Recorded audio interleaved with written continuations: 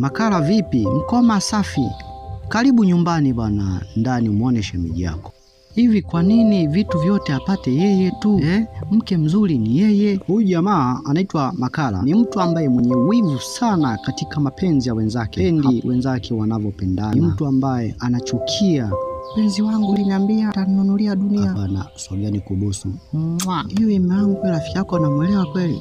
Huyo achana naye. Sogea kwanza nikukumbatie.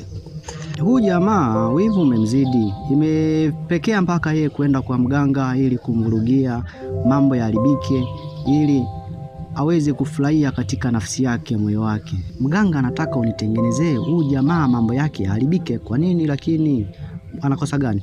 Analinga sana, yani wanatutesa na mke wake.